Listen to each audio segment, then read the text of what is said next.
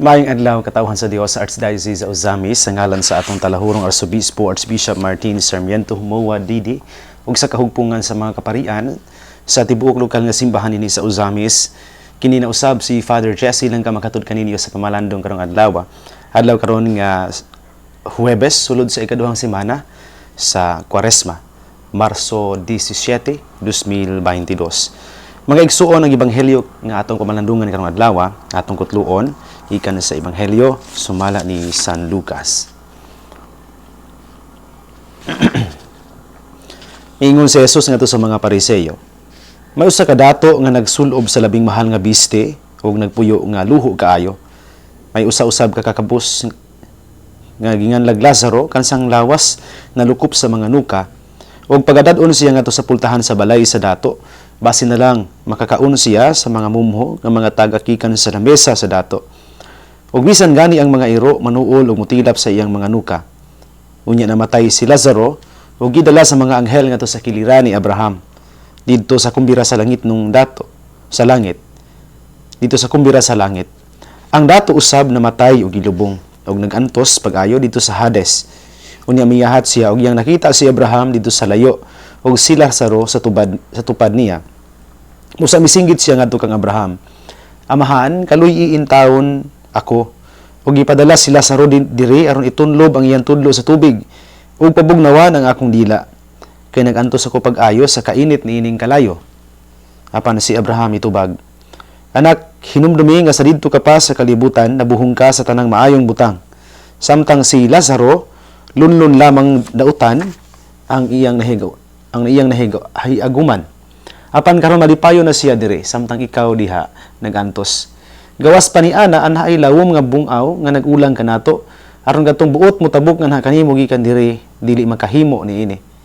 Ni ang anaa diha makatabok nga ri kanamo. Ang dato mitubag, kun mao ka na amahan, hangyoon ko ikaw nga imong untang ipadala si Lazaro ngadto sa amo, diin ako may 5 ka igsuong lalaki. Padtua siya aron kapasidan-an ug dili mahianhi niining dapita sa kasakitan. Si Abraham miingon, atua dito si Moises ug ang mga propeta nga magpasidaan kanila. Sila nay mahibalo sa pagpamati sa ilang isulti. Ang dato mitubag, apan amahan kana dili paigo. Kung adunay mabanhaw ug moadto kanila, mamiya gayud sila sa ilang mga sala. Apan miingon si Abraham, kung dili sila mamati kang Moises ug sa mga propeta, dili gayud sila makabig bisan pag may mabanhaw. Ang ebanghelyo sa Ginoo. Daygon ikaw o Kristo. Mga igsoon ko na ni Kristo maayong buntag mag-usab. Usa ka misconception sa ebanghelyo nga atong nadungog karon. Ngano nga na impyerno kining maong dato. Ang uban moingon kini tungod kay dato kayo siya. Well, first and foremost, the rich man dihang namatay siya na impyerno siya. He went to hell. But dear friends, the rich man was not in hell because of his wealth. Dili tungod kay dato siya. Diya sa ebanghelyo nakita nato nga wala niya gitagaan og insaktong pagtagad si Lazaro nga naa sa iyahang pultahan. Naa sa ilalom sa iyang lamesa. O gani, he did not even lay a hand on him. Pasabot wagid siya mo tunol, no? Bisan gamay nga klase sa pagtabang kang Lazaro. I am not sure if he was even aware that there was a poor man at his door, no? Basin tingali, no? Kung wa siya kabalo nga naa si Lazaro sa iyang pultahan. But given the fact that Lazarus was infamous because of sa iyang sickness, I bet nga nakadungog ning dato, no, sa presensya ni Lazaro. Pero lagi balikon ako, he was molest. He did not maltreat he did not treat Lazarus the way he was supposed to be treated. Wala pod biya molestyahe o pasakite ni sa dato si Lazaro. No, the gospel did not tell us that. Wala man niya sakita si Lazaro. buot pasabot nga dili na maupod ang hinungdan nganong na impyerno siya. Una, dili tungod kay dato kayo siya. Ikaduha, dili tungod kay iyang gipasakitan si Lazaro o iyang gibuhatan og dili maayo. Let's go back to the point. The rich man in the gospel was filthy rich, you know. Pasabot nga dato gid siya kayo. And he simply enjoyed it. Pasabot nga iyang gi cherish, enjoy ang iyang pagkadato. Og diha ni sulod ang problema mga igsoon. I would say it was more of his attitude that brought him to hell. Exactly. Kining mao nga kinaiya ang nakapatambog niya sa impyerno. Gitawag ni sa in English mga igsoon og indifference, no? This is an attitude where you somehow throw away every thought of help, every thought of care, every thought of love to the other. Tanapang, pasagdaan. Muni ang problema mga igsoon. Si Papa Francisco may define pag-ayo unsay indifference. Ingon siya, usually, when we are healthy and comfortable, we forget about others. We are unconcerned with their problems, their sufferings, and the injustices they endure. Our heart grows cold. As long as I am relatively healthy and comfortable, I think about those less well-off, no? Kanabang ay okay ra bitaw ko, maayo bitaw akong lawas, komportable bitaw ko. Hinungdan nga makalimuta sa tahas nga mutabang sa uban. O mao ni ang magtukmo nato nga mahimong unconcerned, but pasabot dili manginlabot, dili maghatag og pili sa mga problema o sa mga kalisod sa uban nga mga tao. Dinhi mosulod ang coldness. Kana bang kabugnaw sa kasing-kasing nga magtukpo nato sa matasan nga dili maghunahuna alang sa uban. Kini nga kinaiya sa indifference nga magtukmod nato pag-withdraw sa atong kaugalingon lang mismo. Nga mahimutang selfish ba? Indifference leads to selfishness. Ug naturally, sugod na gani tawag musugod na gani tagunahuna sa atong kaugalingon lang mga igsoon, there will be less time to think about others. And there will be less time to think of God.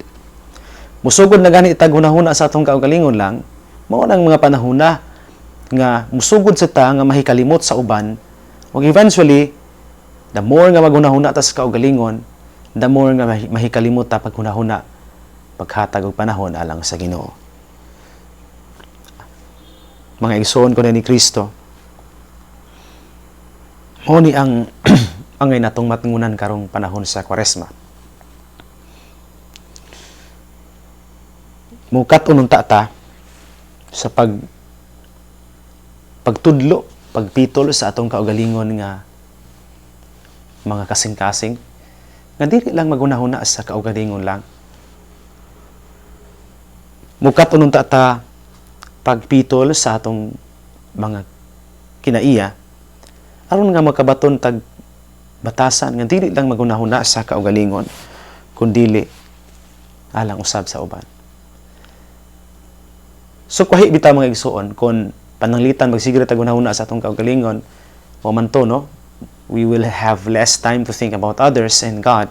Kung balihon nato, if we will have more time to think about others, about helping them, about giving what's best for them, mao ni ang giingon sa Santo Papa nga maka-turn sa atong mga kasing-kasing ngadto sa pagtabang, ngadto sa paghatag sa angay nga ug haom nga pagtagad sa mga nagkinahanglan natong mga igsoon. Kung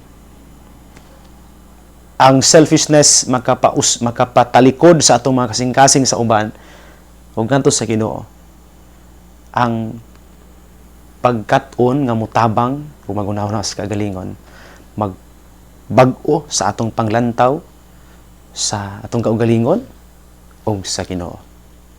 Malikon ako, kung ang pagtan-aw lang sa kaugalingon makapatalikod nato sa uban ug sa Ginoo, ang pagtan-aw kanunay ug pagtabang sa mga nakinahanglan makapabag-o sa atong paglantaw sa atong kaugalingon ug ngadto sa Ginoo. Ug nang hinaot ko mga igsuon nga nining panahon sa Kwaresma, mukat-on ta no? Mukat-on ta sa paghunahuna sa uban. Yes, kung doon na gani tayo mga kabtangan,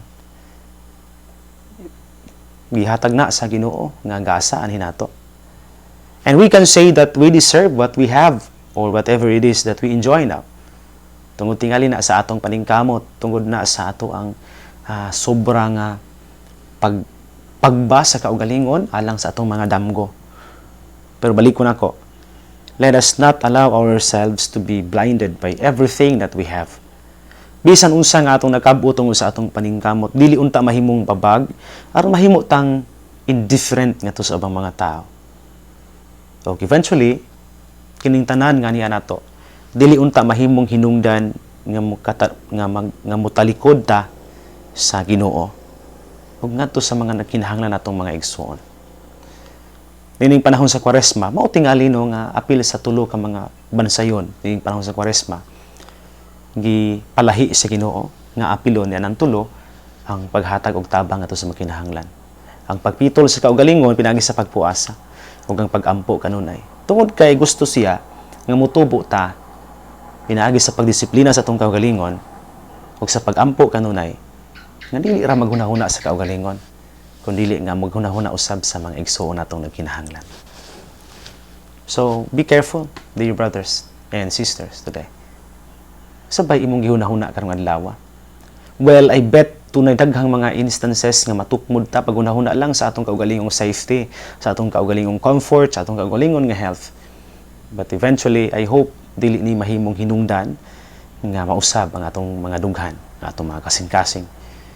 Hinaot unta nga kining mga butang nga gitukyan sa Dios ngini nato. Hinungdan nga matawag ta og mga dato, makatukmod unta nato kanto sa pagtabang sa mga nakinahanglan ug sa maslawom nga pakigsuod sa Ginoo. Hinaot pa unta. Mga igsuon ko diha ni Kristo din hinalang ko kutob sa dili pa nako tapuson kining atong pamalandong. Tuguti una ako sa pagtimbaya sa tanan nga naminaw karong adlaw sa atong Sibya. Akong greetings no sa tanan nga naminaw karon nato diha sa atong mga radyo ug sa atong nagtan-aw nato karon sa ato ang television. Kaninyo tanan mayong adlaw ug mayong buntag. Sa atong mga suki kayo nga tigpaminaw no.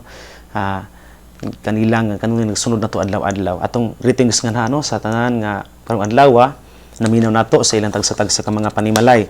Atong greetings kang Kapitan Reniel Asok ug Ma'am Emma Filipino diha sa Mentering no. Sa pamilya ni Los Santos, Medes Caruso, Tak-an, pamilya ni Rosario Tak-an sa mga igsuon diha sa Kabatuan. Kaninyo tanan may adlaw may buntag. Sa pamilya ni Paridudong Tumataw ug Pari Ramil Oringot no diha sa Kabatuan kaninyo tanan may buntag.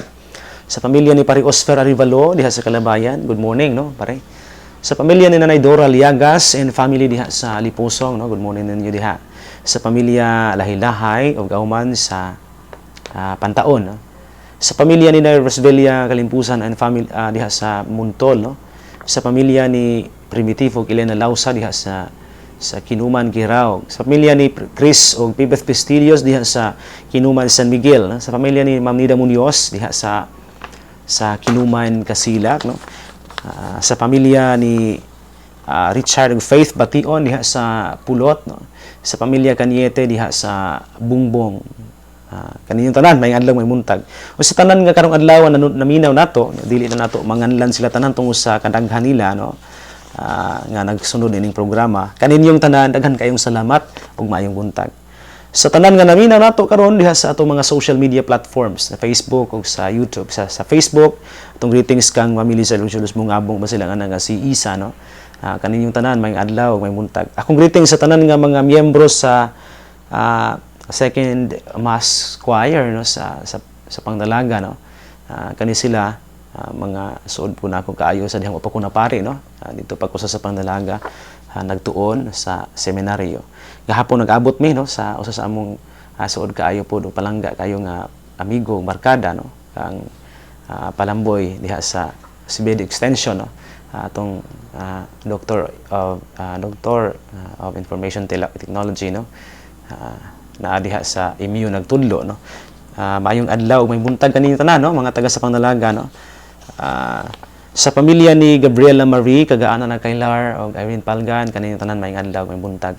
Sa pamilya ni Sir Joel Aclao o mga kauban, sa pamilya ni Marifec Julian Ladion sa Clarin. Kada adlaw gini sila nagsunod. Dili ra nako kung dili ni Bishop pod, no.